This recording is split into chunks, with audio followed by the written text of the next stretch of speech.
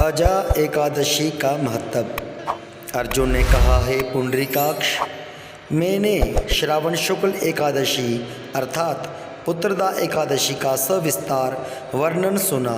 अब आप कृपा करके मुझे भाद्रपद माह के कृष्ण पक्ष की एकादशी के विषय में भी बतलाइए।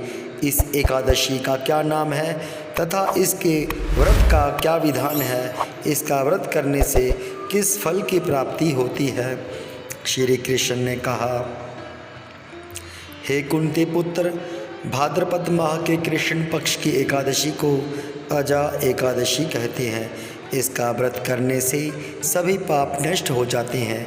इस लोक और परलोक में मदद करने वाली इस एकादशी व्रत के समान संसार में दूसरा कोई व्रत नहीं है। अजा एकादशी व्रत कथा। अब ध्यानपूर्वक इस एकादशी का महात्म्य श्रवण करो। पौराणिक काल में भगवान श्री राम के वंश में अयोध्या नगरी में एक चक्रवर्ती राजा हरिश्चंद्र नाम के एक राजा हुए थे। राजा अपनी सत्यनिष्ठा और ईमानदारी के लिए प्रसिद्ध थे। एक बार देवताओं ने इनकी परीक्षा लेने की योजना बनाई। राजा ने स्वप्न में देखा कि ऋषि विश्वामित्र को उन्होंने स्वप्न में अपना राजपाट दान कर दिया। सुबह विश्वामित्र वास्तव में उनके द्वार पर आकर कहने लगे, तुमने स्वप्न में मुझे अपना राज्य दान कर दिया। राजा ने सत्यनिष्ठ व्रत का पालन करते हुए संपूर्ण राज्य विश्वामित्र को सौंप दिया। दान के लिए दक्षिणा चुकाने हेतु राजा हरिश्चंद्र को पूर्व जन्म के कर्म फल के कारण पत्नी, बेटा और खुद को बेचना पड़ा। हरिश्चंद्र को एक डोम ने खरीद लिया जो शमशान भूमि में लोगों के दाह संस्कार का काम करवाता था। स्वयं वह एक चांडाल का दास बन गया। उसने उस चांडाल के यहाँ कफन लेने का काम किया, किंतु उसने इस आपत्ति के काम में भी सत्य का साथ नहीं छोड़ा।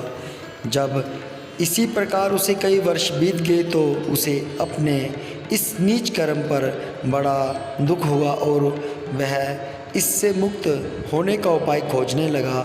वह सदैव इसी चिंता में रहने लगा कि मैं क्या करूं, किस प्रकार इस नीच कर्म से मुक्ति पाऊं।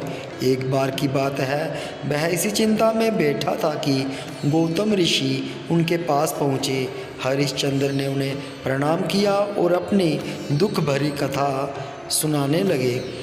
राजा हरिश्चंद्र की दुख भरी कहानी सुनकर महर्षि गौतम भी अत्यंत दुखी हुए और उन्होंने राजा से कहा, हे राजन, भादो माह के कृष्ण पक्ष की एकादशी का नाम अजा है। तुम उस एकादशी का विधान पूर्वक व्रत करो तथा रात्रि को जागरण करो।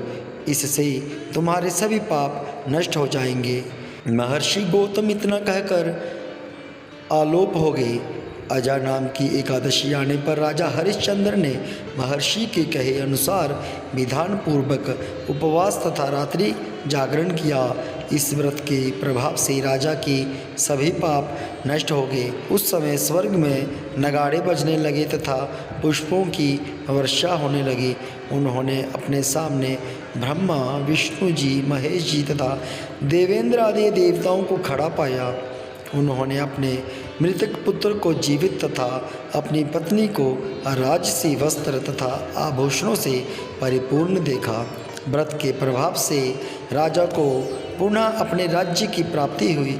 वास्तव में एक ऋषि ने राजा की परीक्षा लेने के लिए यही सब कौतुक किया था, परंतु अजा एकादशी के व्रत के प्रभाव से ऋषि द्वारा रची गई सारी माया समाप्त हो गई और अंत समय में हरिश्चंद्र अपने परिवार सहित स्वर्ग लोक को गया।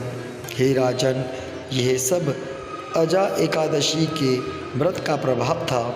जो मनुष्य इस उपवास को विधान पूर्वक करते हैं तथा रात्रि जागरण करते हैं, उनके सभी पाप नष्ट हो जाते हैं और अंत में वे स्वर्ग को प्राप्त करते हैं। इस एकादशी व्रत की कथा के श्रवण मात्र से ही अश्वमेध यज्ञ के फल की प्राप्ति हो जाती है। जय श्री कृष्ण। फलाहार। इस दिन बादाम और शुआरे का फलाहार लेना चाहिए।